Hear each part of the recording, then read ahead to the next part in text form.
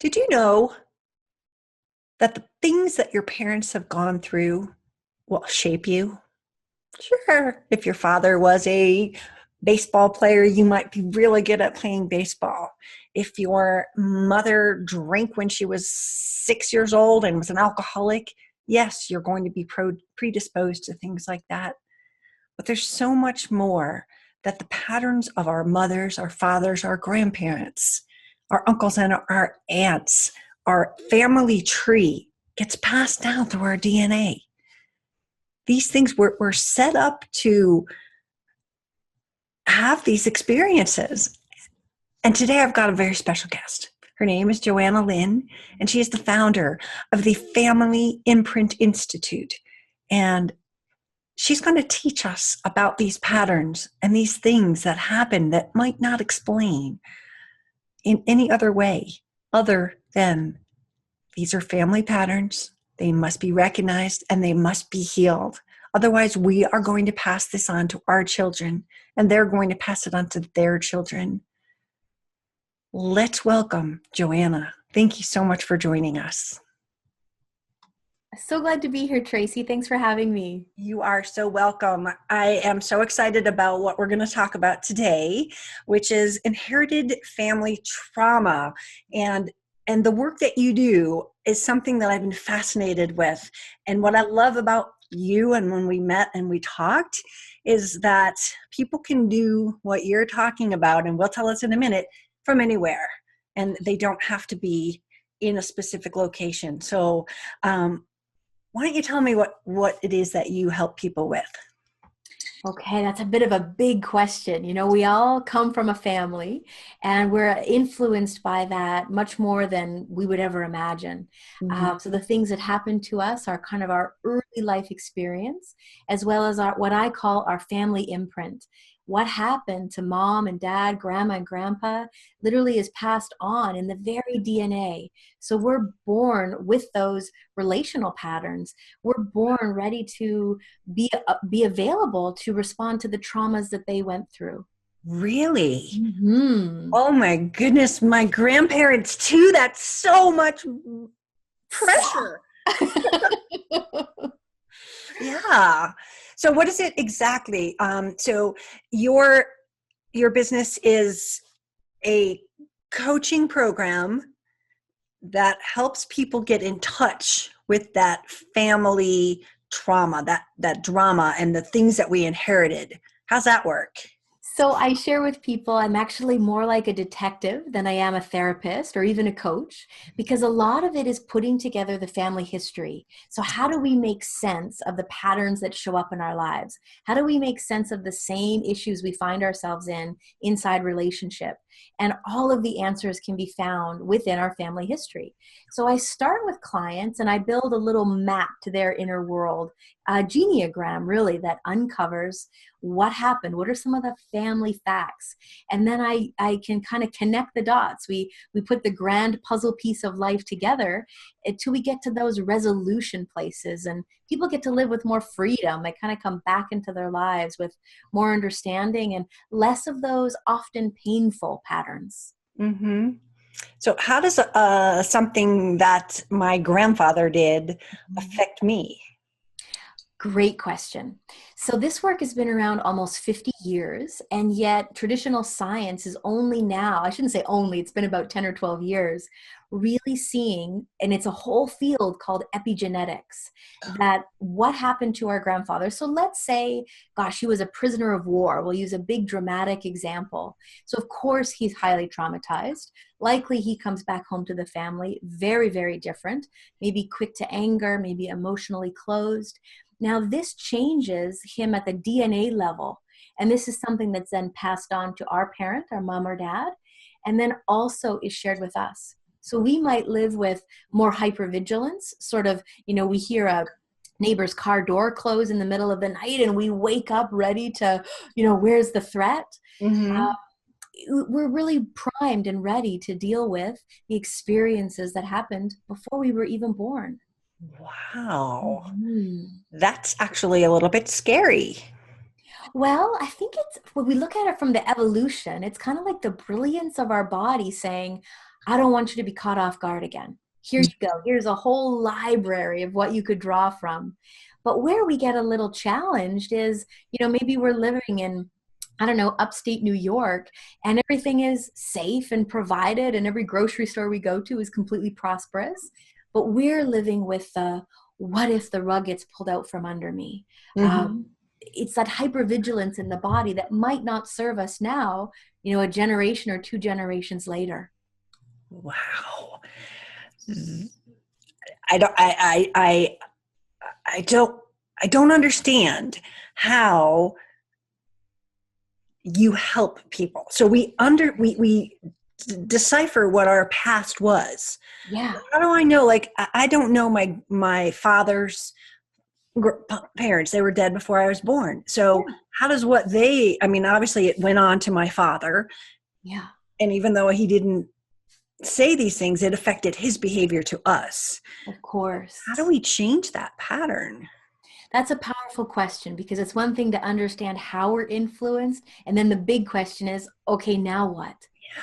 So a lot of it is, let's use a relationship example. So a client will come into me and they're not going to say, gosh, let me tell you all my family history, because I know that's what's going on and with making my marriage be so painful. Mm-hmm. People come in with, I'm concerned about my child, or my relationship seems to be going off the rails, or gosh, my partner, no matter who I'm in a partnership with, never seems to meet my needs. Mm-hmm. Okay, so the way my clients describe what's going on for them act as clues.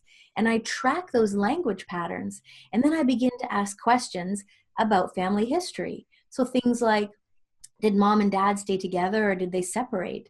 And if they did separate, how old were you?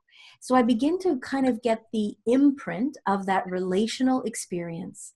Mm-hmm. So more often than not, if we've got that feeling like my partner doesn't meet my needs, where the really is addressed to is my mom or my dad couldn't meet those emotional needs.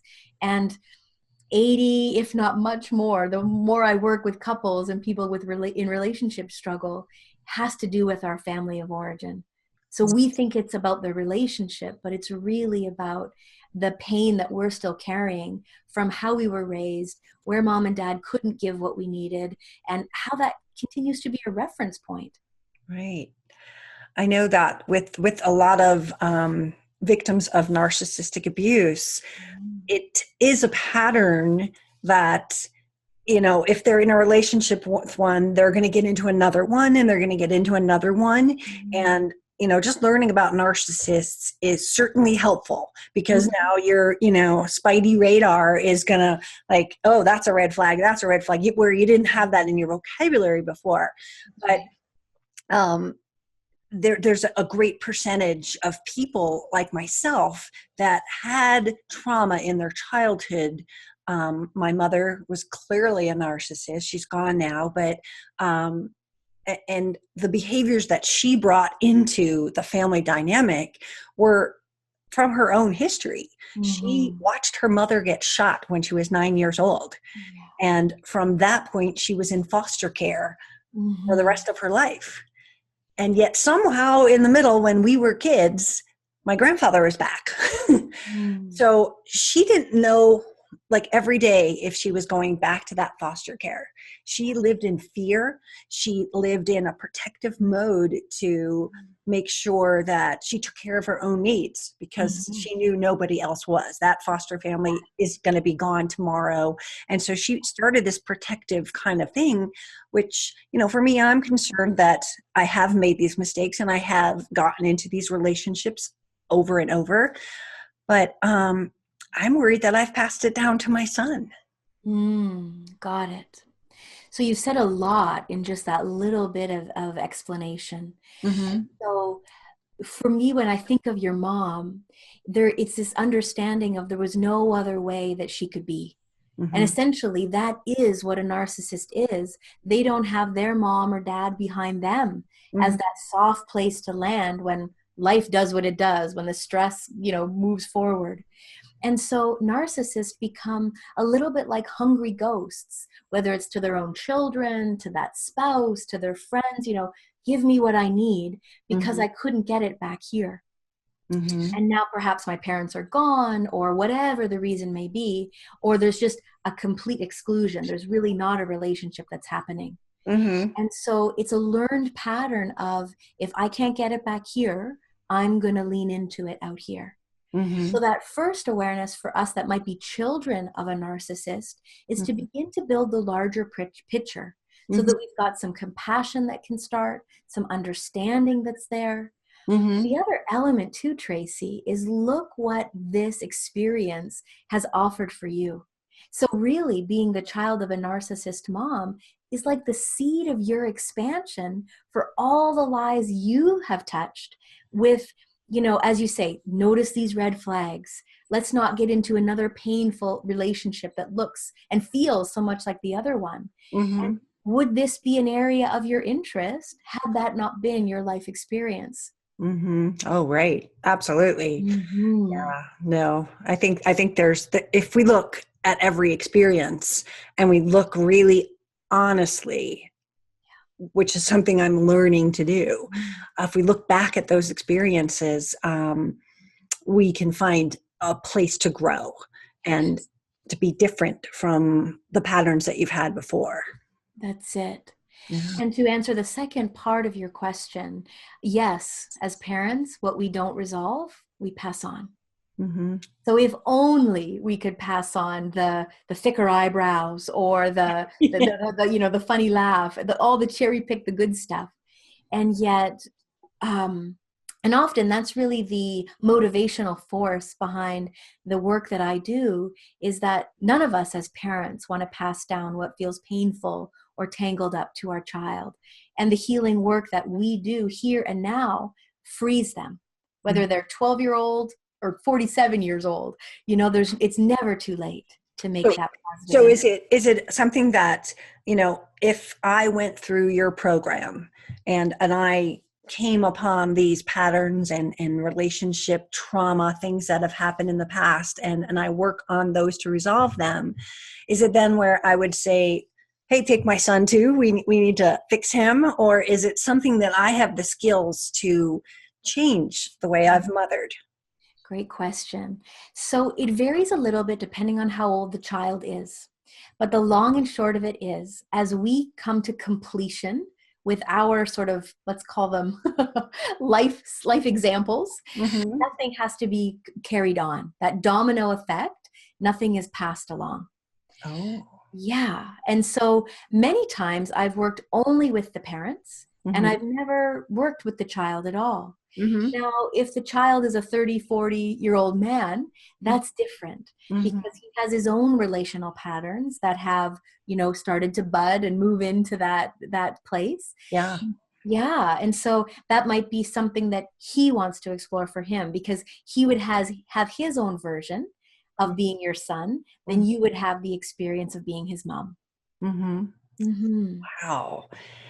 So how does it work?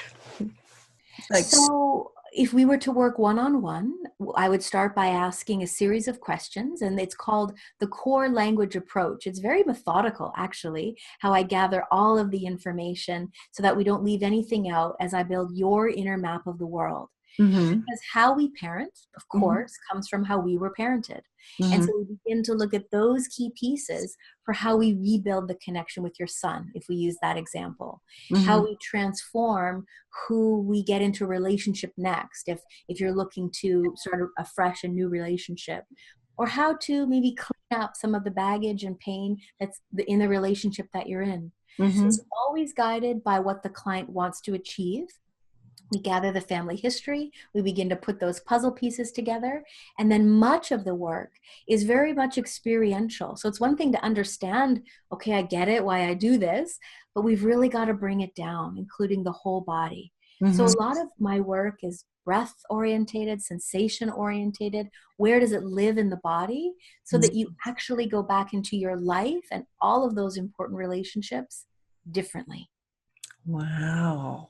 That's Hmm. so fascinating. I love this. Hmm. I know that when we talked before, going through this process can really transform your life and make you release the trauma. Is that the right way to say it? So I use the word integrate because the trauma is there. There's no way we can go back and erase it, but But we can, yeah, unfortunately, but we can really come to recognize, our part.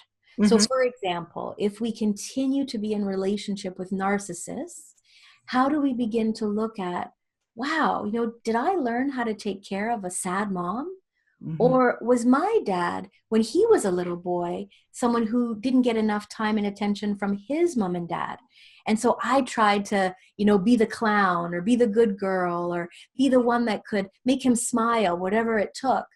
And now, gosh, it looks like I'm out there in all of my relationships and friendships trying to see who do I need to be to make sure you're okay. hmm And so we go back to our own ownership of what parts of me need to have understanding and integration so that I show up as a different partner, so that these narcissist partnerships don't feel like such the right fit in the beginning. Right. Exactly. That's Mm-hmm. so important because, Yeah. of course, when you're going into any relationship, it's always like so much fun, and you've got all the giddiness inside, and you can't wait to talk. And they say like one nice thing, and you're just like, wee! But but that isn't necessarily with a narcissist. It is an act, and so we have to see that difference. That high of happiness is really just them love bombing us and pretending.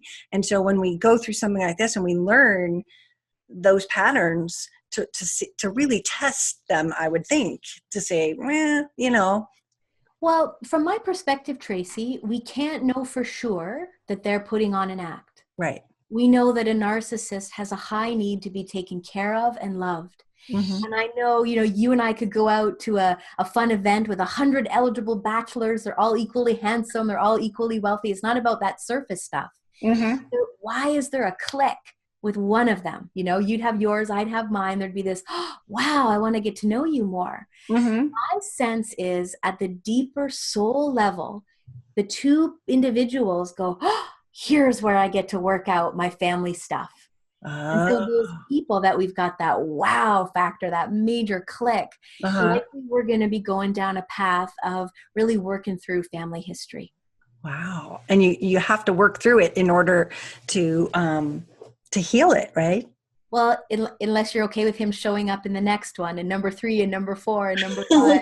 no, no. It's kind of like the life's way of saying, how do you want to deal with it this time? Mm-hmm. Because our ways of loving, I call it the relationship blueprint, was really learned often before words even came online. Really? Oh, yeah. How we were connected with mom in the womb, if she had to go straight back to work, if we spent time in an incubator. These are all the kind of the wordless foundational pieces as to how we operate in relationship or even how we navigate separation. You Mhm. know, this is like, I don't think I've said this on videos before, but when my son was born, he was taken away from me. I had a C-section, and he had started having seizures within about 4 hours, Oh, turned blue, that's stopped scary. breathing, and they took him away. Yeah. And they put him in an incubator in another hospital, which had the neonatal unit. Yeah. I thought about it the other night. He was in there for about 2 weeks, and I was like, my husband stayed by his side the whole time, Yeah. but I wasn't there. There was no warm mommy chest. There was, we had to hold his hand through a little window. Yeah. Um, so I wonder how that affected him, like the abandonment. That's almost abandonment, right? Well, and when you think about it from a little baby's perspective, right? What is he known for 9 months? Your voice, your smell, that close proximity to mom is that sense of safety in life, Mm-hmm. that relational, she's got me, I'm okay. Mm-hmm. So we all know. I mean, my son was in a light box for the first couple of days too. There are medical reasons as to why these separations happen. Mm-hmm. And it's never too late to re-knit when we've been separated and how we get things back online together. It's Mm-hmm. much more for us to know, oh, maybe that's why he feels a little nervous or unsure about really getting close. Or maybe that's why he keeps me at an arm's length. Because to a little baby's body, again, it's not words, it's not a thought. It's more of a feeling of, I'm not so sure I can trust this connection business. Mm-hmm. Why hasn't she come to get me?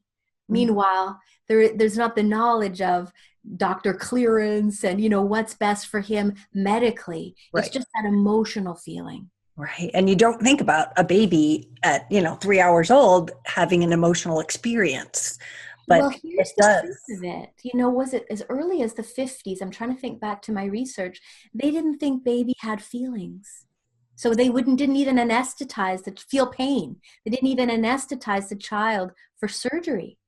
Really? Yes. And so there's a huge understanding around what children pick up in utero. Wow. Their first relationship with the father is through how you feel about their father. Do you feel he's a good man? Do you feel loved? Do you feel safe with him? This begins their inner image of, dad's a good guy, or there's no way I can count on him. Wow. And this begins to set up their relational pattern and what they will live out in their own relationships. Wow. So this explains why my son isn't dating anyone. Yes. Yes. Oh my God, we have work to do. That's okay. I know just what we need to do. So don't feel stressed. Good, good. So tell me more about this. Do you have an example of a story that might help people? Like you've given, a lot of data back on my little stories, but Yeah. do you have a story of somebody that might help us understand it? Absolutely. It's a case study I often come back to because it is so kind of unbelievable in that there's a client named Jonathan. He just, a couple weeks after turning 19, he was doing well, thriving in life, had earned a scholarship, was loving his sport, had lots of friends. On all accounts, life was going fantastically well. Mm-hmm. So one night, about 3 a.m., he woke up in a cold sweat and could not get back to sleep. He was just bone cold. And so, like any of us would do, go to the hall closet, get a bunch of wool blankets, and try to settle back in. When he'd settle back and drift into sleep, his body would alert him that if I fall asleep, the feeling in his body was, I will die. I just cannot let myself fall asleep. So this young man, over 2 years, had been to every sleep clinic, every naturopath, every natural doctor, including regular physicians. Anything you could imagine he'd tried, from meds to supplements, and still nothing. He'd lost his scholarship. His friends had gone on to university. His life just kept getting smaller and smaller until finally he found out about inherited family trauma and started to look at what parts of my family history could be an influence to this. So the questions that were asked were around his experience with sleep. It was very unusual that he woke up in a cold sweat, Mm-hmm. bone cold, couldn't Right. get warm, and that if he fell to sleep, it would feel like he would die. These aren't usual insomnia type, symptoms. Mhm. Yeah. And so the family history showed that Jonathan had an uncle Colin who at 19 years of age was up in the Northwest Territories in Canada changing the power lines in a snowstorm and sadly was electrocuted and froze to death. So he was living life like his uncle Colin. It was family history reliving. Mm. And so when he found out about this, he didn't even know he had an uncle Colin. Because he And was dead. that's it. And so in this work, we call it an ancestral alarm clock. How else can we understand that everything was going along perfectly for Jonathan until 19? And then he has the same experiences that Uncle Colin felt. So what I've learned in this work, Tracy, is that the family soul has an organizing principle, and it doesn't really allow for anyone to be excluded. And so because Uncle Colin had died so young, it was so sad that, in the prime of his life, he just wasn't talked about anymore. And Mm. so the resolution was for Jonathan to have in his mind, conversation with Uncle Colin to say, gosh, look what happens to me when I carry your trauma. Please, I came much later than you. I'm going to bring you with me into life, Uncle Colin. Dad's put a picture of you up on the wall with all our other loved ones, and I remember you. I bring you into life. So Wow. this is one session, and he's sleeping beautifully. He's got his life back. Wow. Sometimes it's just unearthing, what is this symptom pointing to? Or what is this relationship pattern showing that's unresolved inside the family? That's a beautiful story, Mhm. because you don't think about that stuff. And it makes me wonder, had my mother ever addressed the fact that she watched her mother get shot, how she might have been a different mother. Well, I But love that you say that, Tracy, because hurt people. When we don't, and let's give our parents a bit of a break. I mean, there wasn't psychology today on every doctor's, waiting room table. There weren't the no. resources that are available to us today. And Mm-hmm. so it wasn't really in their paradigm to go, this is a traumatic experience, or I'm not okay with this. Who can I reach out to? It's Mm-hmm. just sort of, let's stuff it down a little deeper and keep up with life.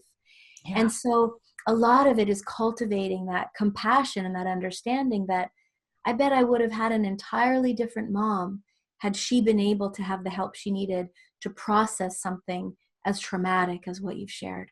Mm-hmm. Yeah. Wow. It's so surreal when you start to look at these things and really reflect into the things that we've done, the things that have happened to us, if you would, but they Yeah. have been choices. I mean, these aren't things that, oh, you know, I got, an assigned marriage to a narcissist. No, I chose that narcissist. I chose Right. to marry him. I made those decisions and I have to accept that.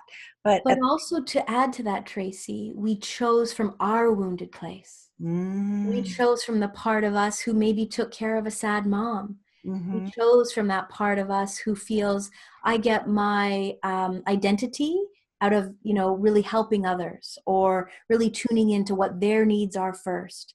And so a lot of it is our own inner healing first, mm-hmm, so that it's not about blame or I shouldn't have.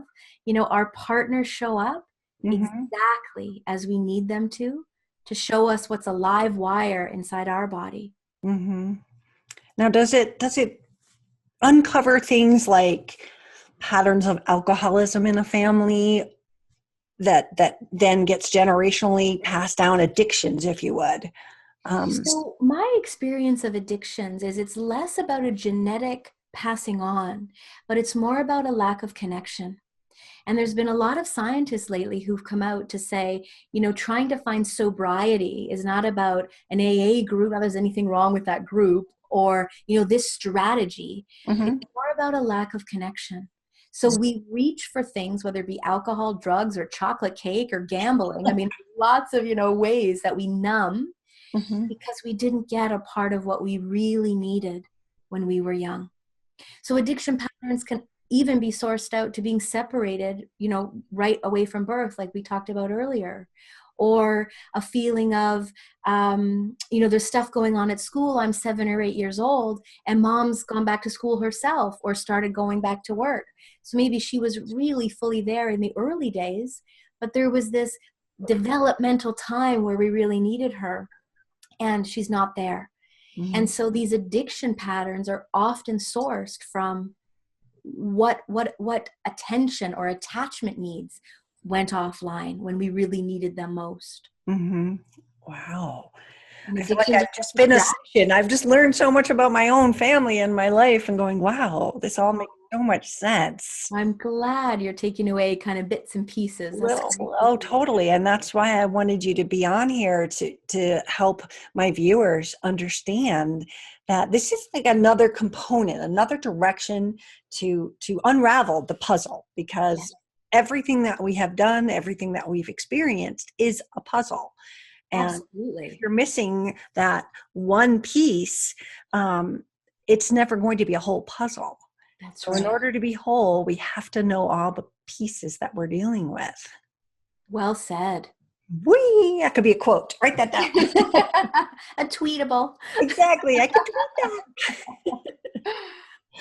What else do you want to tell us about the kind of work that you do, and the people maybe that come to you? Because I'm sure it's, I wouldn't call it new age, but it's, some people would be, I'm going to go to a traditional therapist. I don't know what that is. So there's an unknown factor. So what kind of people Absolutely. come and seek your help? Well, all kinds of people, from medical doctors to women who stay at home with their children to, there's no real classical person that would seek me out. I think the common theme that I see is people that have seen every expert they can think of. And, physicians, psychologists, many of them are not trained to look behind the inherited family trauma door. And Mhm. it's just a new way of resolving what's going on. Mhm. Kind of not a new way, like an elevated way. I always lean on that Einstein quote. It just makes so much sense that none of us can solve a problem with the same mind that created it. And so it's never really enough to just sit and understand your problem or talk about it, at no end. We really have to look at what's the awareness, what are the contributing factors? Like you said, how do we pull those puzzle pieces together? And Mhm. now how do we rebuild our life from Mhm. a choice point, from what makes sense to us, instead of just going back into that repetitive pattern? Yeah. So no more is the how do you feel about that type of questions, Mhm. much more about how do we redesign your life with the components that really work. Right. When we can integrate some of that stored pain, it's amazing what opens up just by default. And it sounds like, depending on, I'm not going to say how messed up somebody is, but depending on what they want to achieve, how deep they need to go, because it sounds like Colin was his name. He got to the uncle, and he got that trauma out pretty quickly.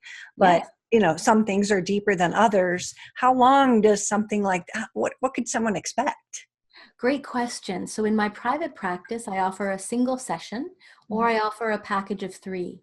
And more often than not, we come to a place of resolution within 3 private sessions. Wow. I started offering group sessions online because they're so profoundly powerful.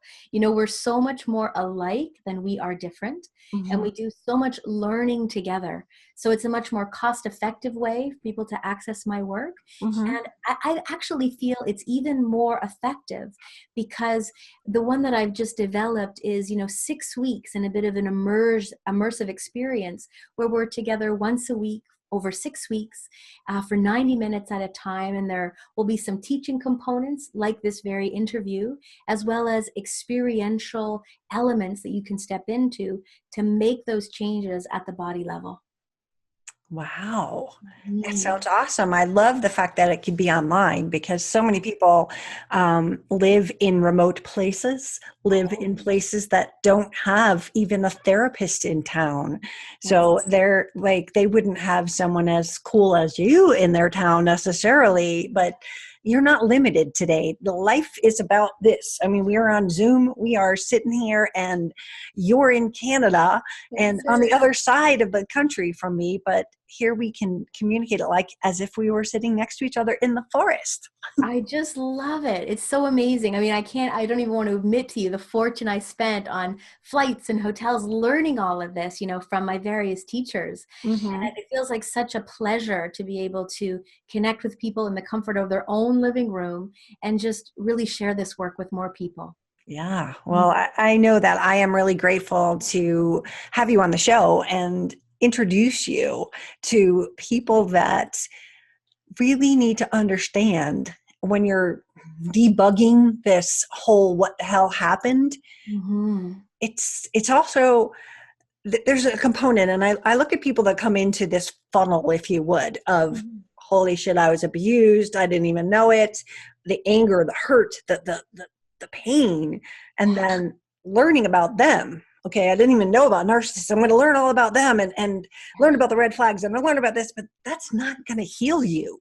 It's Right. going to give you a defense for the next time, and it's going to give you an explanation about what happened. But that doesn't put you into this place of, okay, I'm better, because you still have that underlining thing. And as you said, the next narcissist is going to walk into the room and you're going to be like, wee, That's because it. This is a really, fit. This is familiar. yeah, Yeah. it's really, and we have to get rid of that familiar inside of us by exploring anything that we can do. If you really want to get better, like you said, you are willing to take and do anything. Mhm. I have gone through and everything from energy healing to therapists to doctors to antidepressants. Yeah. And it's the more pieces and the more layers I pull back, the more I say, oh my goodness, there's a lot more to uncover here. And Mhm. learning just in the last week or so that my choices have affected my son is Mhm. like, oh, okay, well, it's if you just go back into a relationship, if you just start again without healing these wounds, you're just going to Mhm. be in the same place. And they That's it. say, what you didn't learn is going to just keep coming back. And Yeah. So, save yourself some of that pain. You've mm, already cried enough tears, and really look at, what are some of the pieces that I need to heal before risking my heart again. yeah, Mhm. and feeling confident that you're not going to repeat the same patterns because. That's it. It is about rebuilding that sense of confidence, coming home to yourself in I've got this. I can trust my gut instincts. I'll know when to move forward or when to hold back. And Mhm. that a lot of times we have to clear away some of that, fog of confusion or the guilt we might feel about our part in it. Right.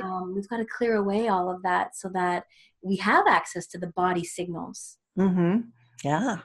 Yeah. I think that this is a really important piece. And I think that in everyone's healing, they should not ignore this part Yeah. because do you have people, because as survivors, we have the two camps. Okay. Yes, there was some kind of trauma, some kind of trauma, narcissistic parent or something. And then Hmm. we have the, no, my parents were perfect. I lived a Hmm. perfectly great life.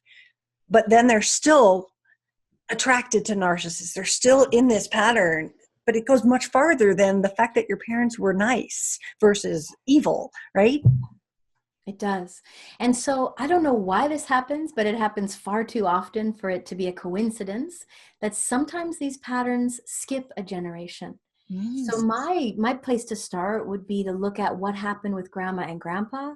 What did mom and dad feel about their relationship with their parents, to Mhm. begin to explore what might be there, because our life gives us all the clues we need to follow what's unresolved inside of our system.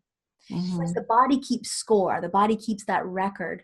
And even when I work with adoptive people, Tracy, they might say, I'm adopted. I don't have any of my family history. Well, tell me about your patterns. Tell Mhm. me about what's most painful. That's all we need to know to track back what lives in the system. Wow. That's Mhm. fascinating because I didn't think about adopted people. Mhm. How, like I didn't know anything about my grandfather because he died, but an adopted person has no legs to help build Right. this, but they can still be healed and still look at their patterns. Our life gives us all the clues we need, I love however that. painful some of them might be.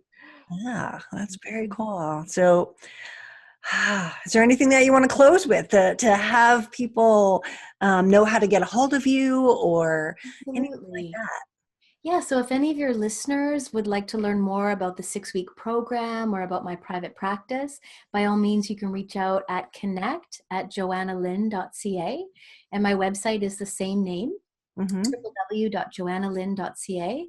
I've got lots of articles, and I've started a little show called The Family Imprint that talks about many of these topics. Some of my clients send in questions. Sometimes I'll interview colleagues, and it's designed around a single topic that hopes to get to the heart of the issue and give some really good content in about 10 minutes or less, because I know how busy people are. And Mm-hmm. so you can find that on my YouTube channel by just looking up my name once again, or finding me on Facebook. They're posted there every Wednesday at noon Eastern Standard Time. Wow, you're organized. Well, it's work I love, and I thank you so much for sort of sharing me with your audience and this work that I do. It really needs to get out to more people, so I'm just so appreciative to chat with you today. It is my pleasure. So thank you so much for joining us. And if you all need to work on some family stuff, give her a call and see how she can help you because there is something underneath the covers we have to look up. So thank you so much. Thanks, Tracy. Thank you so much for watching this video. I am very excited to bring you this expert series because I think there's so many other ways that we can heal. There's so many other things that we must look at in order to heal. And today's interview with Johanna was extremely helpful for me, and I hope it is for you as well. What I'd like to talk to you about now is to understand where you are in your recovery and understand how to move on to the next steps. There's so many different things that we can do, but we're very often stuck not knowing what do we do next. A lot of people get stuck on this hump of after they've learned about narcissist abuse and they've learned about being a victim and they've learned about codependency, people pleasing, and all of the other factors that made us predisposed to choosing this and living with this situation. There's more to it than just learning that. We really need to do some deep work. And I've got some suggestions for you. I've brought together some amazing experts that have put together some courses on my website. If you really want to heal and you really want to get rid of the anger, if you really want to get to the next level and get back to not only being yourself, but being stronger, being more educated, and giving yourself the chance to have a better life, then visit my website and take my new quiz, narcissistabusesupport.com/quiz. Let's see where you are in your recovery and how we can help you, because I've been there and I know what you're going through and I want to help. So visit my website and subscribe to my channel if you haven't. Thank you so much for watching. This is Tracy. That's all I got.